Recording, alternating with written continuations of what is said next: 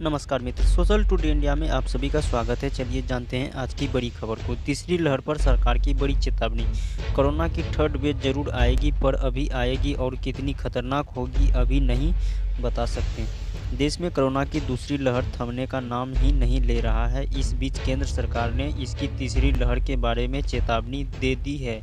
सरकार के principal scientific adviser विजय राघव ने बताया कि कोरोना की तीसरी लहर भी जरूर आएगी। वायरस का संक्रमण अपने सबसे ऊंचे लेवल पर है। अभी यहाँ तक तय नहीं किया जा सकता है कि तीसरी लहर कब आएगी और कितना खतरनाक होगा, लेकिन हमें नई लहर के लिए तैयार रहना होगा। राघव बुधवार को कोरोना की स्थिति पर एक प्रेस कॉन्फ्रेंस में बोल रहे थे। उत्तर प्रदेश में बड़ा हादसा। लखनऊ के ऑक्सीजन प्लांट में सिलेंडर रिफिलिंग के दौरान ब्लास्ट, 3 की मौत, 7 लोग घायल हुए। लखनऊ के दावे रोड स्थित ऑक्सीजन प्लांट में ब्लास्ट के बाद तीसरी दाहिने सबसे किनारे पड़े एक व्यक्ति का हाथ ब्लास्ट में उड़ गया। ये प्लांट में सिलेंडर रिफिल करवाने आया था। उत्तर प्रदेश की राजधानी लखनऊ में बुधवार को बड़ा हादसा हो गया। यहाँ देवा रोड स्थित केटी ऑक्सीजन प्लांट में ब्लास्ट के चलते 3 लोगों की मौत हो गई, 7 लोग घायल हैं। पुलिस और रेस्क्यू टीमों ने मौके पर पहुंचकर घायलों को इलाज के लिए अस्पताल भेजा। एसीपी भीपू 3 खंड प्रवीण मालिक ने के अनुसार ऑक्सीजन प्लांट पर यह हादसा रिफिलिंग के दौरान लीकेज की वजह से हुआ। मृतकों के एक प्लांट का कर्मचारी और दूसरी रिफिलिंग के लिए आया व्यक्ति शामिल है।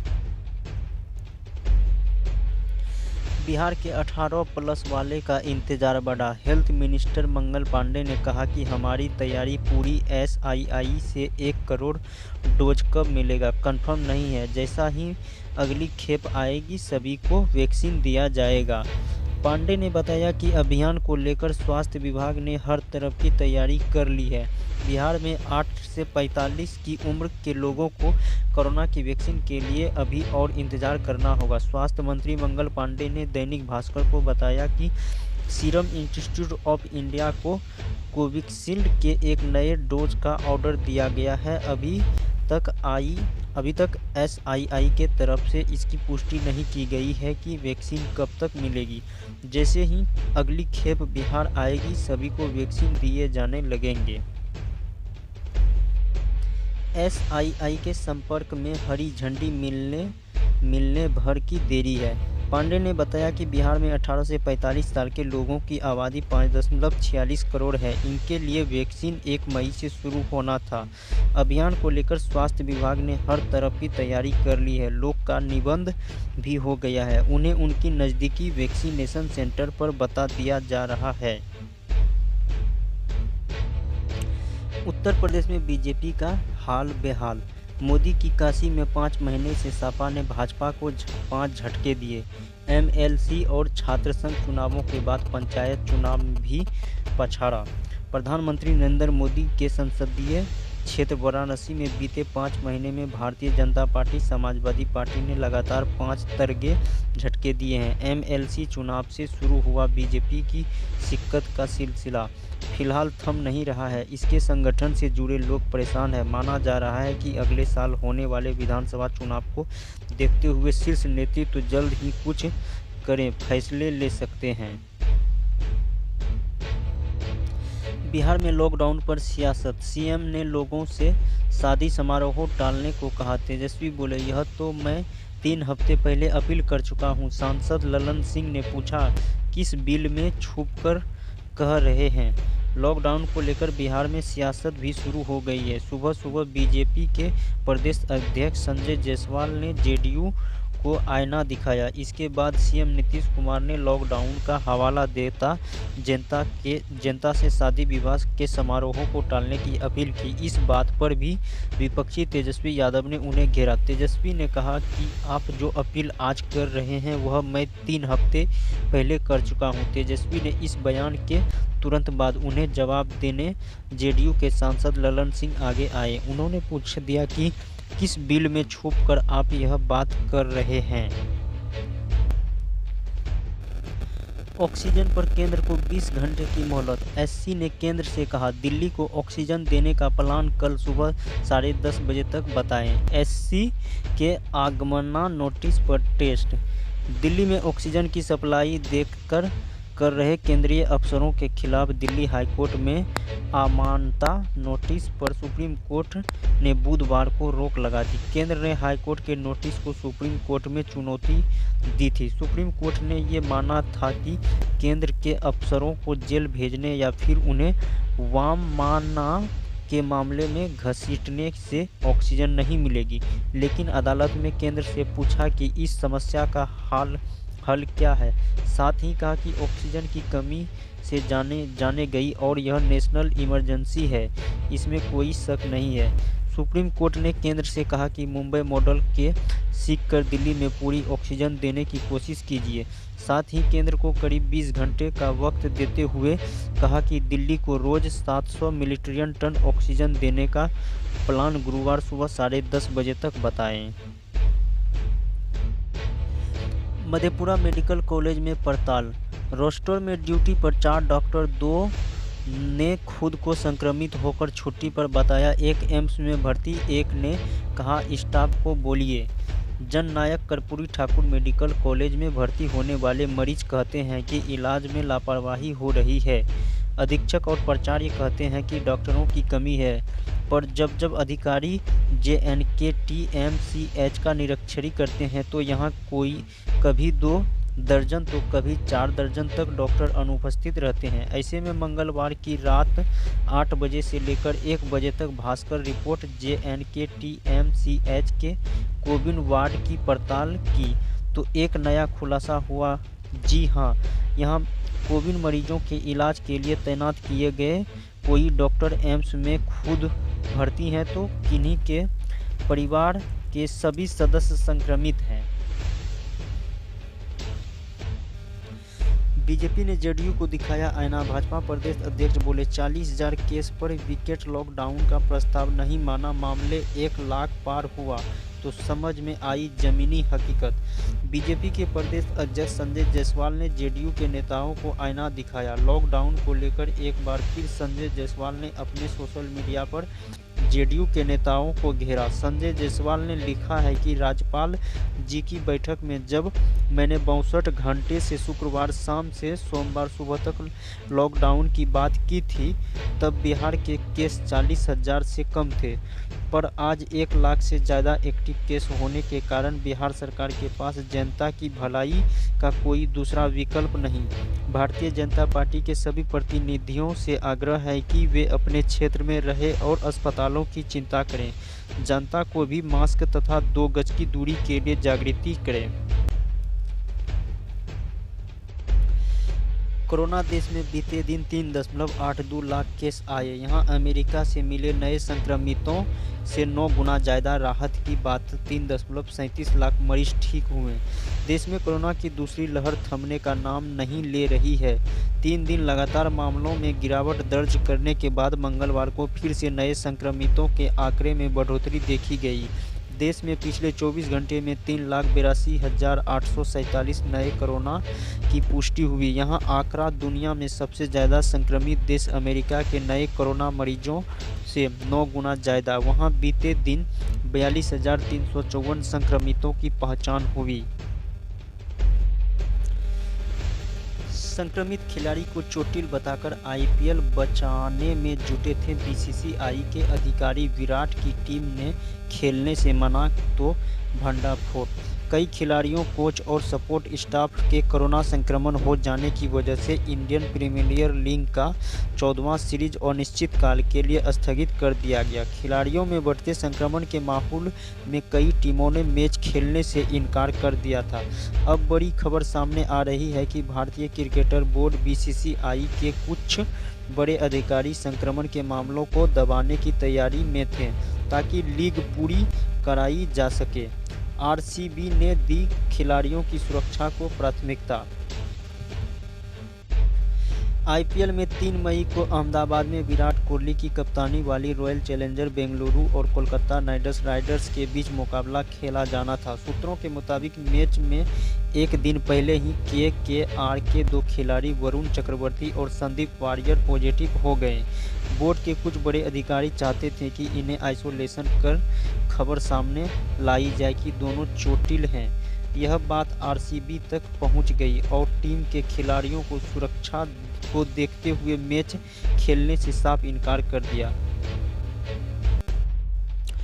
मई ओटीटी रिलीज सलमान खान की राधे से लेकर वंडर वुमन 1984 तक इस महीने ओटीटी पर आ रही है ये धमाकेदार फिल्में और सीरीज। कोरोना महामारी के चलते हर किसी को सिनेमा घरों तक पहुंचने में झिझक महसूस हो रही है। अगर आप भी इनमें से एक हैं तो खुशी हो जाइए, क्योंकि इस महीने नेटफ्लिक्स, अमेजन प्राइम और डिज्नी प्लस हॉटस्टार जैसे कई ओटीटी प्लेटफॉर्म में अपने दर्शकों के लिए बेहतरीन फिल्म, शो और सीजन लेकर आ रहे हैं। आइए जानते हैं कि वो फिल्में और सीजन कौन सी है। एनएसजी में कोरोना से पहली मौत। नेशनल सिक्योरिटी गार्ड के ग्रुप कमांडर ने संक्रमण से दम तोड़ दिया। हालात बिगड़ने के बाद आईसीयू बेड नहीं मिल पाया। दिल्ली में नेशनल सिक्योरिटी गार्ड के एक ग्रुप कमांडर ने बुधवार को संक्रमण से दम तोड़ दिया। मीडिया रिपोर्टर्स के मुताबिक उन्हें समय पर आईसीयू बेड नहीं ले पाया, इस वजह से उन्हें की मौत हो गई। ग्रुप कमांडर वीरेंद्र कुमार झा को 22 अप्रैल का संक्रमित होने के बाद नोएडा के एक हॉस्पिटल में एडमिट कराया गया था। तब उनकी हालत ठीक थी। 4 मई की शाम अचानक वीरेंद्र की हालत बिगड़ गई। उनका ऑक्सीजन लेवल काफ़ी नीचे आ गया। वीरेंद्र जिस हॉस्पिटल में भर्ती थे वहां आईसीयू बेड खाली नहीं था, वह इस वजह से उन्हें रेफर कर दिया गया। किसी भी अस्पताल में आईसीयू में बेड न मिलने पर दिल्ली में जानकारी की गई। इसी में काफ़ी वक्त निकल गया। दिल्ली के पॉटिल अस्पताल में ले जाते वक्त वीरेंद्र ने दम तोड़ दिया। सीएम बनते ही ममता की मोदी को चिट्ठी। पीएम से अपील, प्रदेश में ऑक्सीजन की कमी, जल्द सप्लाई बढ़ाई जाए, फ्री वैक्सीनेशन के लिए टीके भी दें। मुख्यमंत्री ममता बनर्जी ने राज्य में ऑक्सीजन की कमी को लेकर चिंता जताई। उन्होंने बताया कि ऑक्सीजन की सप्लाई 220 एमटी से बढ़ाकर 500 एमटी तक करने की ज़रूरत है। पश्चिम बंगाल में लगातार तीसरी बार कमान संभालते ही मुख्यमंत्री ममता बनर्जी ने प्रधानमंत्री नरेंद्र मोदी को कोविड मैनेजर को लेकर चिट्ठी लिखी। बुधवार को लिखी चिट्ठी में उन्होंने राज्य में फ्री वैक्सीनेशन के लिए केंद्र सरकार से वैक्सीन उपलब्ध कराने की अपील की। इसके अलावा उन्होंने पीएम से अनुरोध किया कि राज्य में पर्याप्त वैक्सीन के साथ साथ ऑक्सीजन सप्लाई, हॉस्पिटल बेड, आवश्यक दवाइयों की व्यवस्था भी की जाए। उन्होंने मांग की कि हमें हर दिन कम से कम 10,000 रेमडेसिविर के डोज और 1,000 टोसिलीजुमाब की वायरस की ज़रूरत है। इसकी जल्द से जल्द व्यवस्था की जाए। कोरोना पर मोदी स्वामी की सलाह, पीएमओ पर भरोसा करना बेकार, जंग की कमान नीतियों गडकरी को सौंपियो, क्योंकि वो खुद को साबित कर चुके हैं। कोरोना की दूसरी लहर को रोकने के लिए सुब्रमण्यम स्वामी ने प्रधानमंत्री नरेंद्र मोदी को सलाह दी। भाजपा से राज्यसभा सांसद स्वामी ने कहा कि प्रधानमंत्री को कोविड के खिलाफ लड़ाई की कमान केंद्रीय मंत्री नितिन गडकरी को सौंपनी देनी चाहिए। उन्होंने ट्विटर पर लिखी पोस्ट में ये बात कही। जब एक यूजर्स ने गडकरी को कमान सौंपने की वजह पूछी तो स्वामी बोले, कोविड से निपटने के लिए इंफ्रास्ट्रक्चर के फ्रेमवर्क की ज़रूरत है और गडकरी इस मामले में खुद को साबित कर चुके हैं। आस्था की बात, सऊदी सरकार ने पहली बार जारी किया मक्का के काले पत्थर की हाई डेफिनेशन तस्वीर। 50 घंटे इन्हें तैयार करने में लगे। सऊदी अरब स्थित मुस्लिमों के पवित्र धर्म स्थल मक्का में काले पत्थर की तस्वीरें सामने आई। यह भी पहली बार हुआ कि खुद सऊदी प्रशासन ने इन्हें जारी किया। अरबी में इसे काले पत्थर के अल हजर अल स्वाद कहा जाता है। इसका अर्थ होता है स्याह या काला पत्थर के फोटोग्राफर्स को खास कैमरे में कैद किया गया। 49,000 मेगापिक्सल की इन तस्वीरों को डेवलप करने में ही करीब 50 घंटे लगे। इंजीनियर एजेंसी ने मिशन को पूरा किया। मजिस्ट्रेट प्रशासन ने इसके लिए अपनी इंजीनियरिंग एजेंट की मदद ली। इस दौरान 1050 फोटोग्राफर कैप्चर किए गए। इनमें कुल 7 घंटे लगे। इनके लिए फोकस स्टोरिंग टेक्नोलॉजी का इस्तेमाल भी किया गया। G7 मीटिंग में लंदन में मौजूद भारतीय प्रतिनिधिमंडल के 2 सदस्य पॉजिटिव। विदेश मंत्री जयशंकर ने वर्चुअल शिरकत की। दुनिया की 7 बड़ी आर्थिक महाशक्तियों में G7 के विदेश मंत्रियों की बैठक लंदन में जारी है। भारतीय प्रतिनिधिमंडल का नेतृत्व विदेश मंत्री एस जयशंकर कर रहे हैं, लेकिन भारतीय प्रतिनिधि के 2 सदस्यों के पॉजिटिव पाए जाने के बाद बुधवार को जयशंकर ने इस मीटिंग को वर्चुअल शामिल हुआ। इसका फोटो भी उन्होंने सोशल मीडिया पर शेयर किया। 3 मई को G7 की मीटिंग शुरू हुई थी और आज इसका आखिरी दिन है। सरकारी नौकरी सेल ने प्रोफिशिएंसी नर्स ट्रेनिंग के 83 पदों पर निकाली भर्तियां। 17 मई तक जारी रहेगी आवेदन प्रक्रिया। स्टील अथॉरिटी ऑफ इंडिया ने प्रोफिशिएंसी नर्स ट्रेनिंग के 83 पदों पर भर्ती के लिए नोटिफिकेशन जारी किया है। इन पदों के लिए कैंडिडेट सिलेक्शन इंटरव्यू के आधार पर किया जाएगा। इच्छुक कैंडिडेट्स 3 मई से 17 मई तक इस पदों के लिए ऑनलाइन आवेदन कर सकते हैं। योग्यता: आवेदन करने वाले कैंडिडेट्स के पास BSc नर्सिंग में डिग्री या डिप्लोमा होना चाहिए। इसके अलावा कैंडिडेट्स के पास इंटर्नशिप सर्टिफिकेट भी होना चाहिए। उत्तराखंड में फिर बादल फटा। दहशत में ग्रामीण जंगल की तरफ भागे, रात भर वहीं पर रहे। 7 फरवरी की तबाही से भूले नहीं।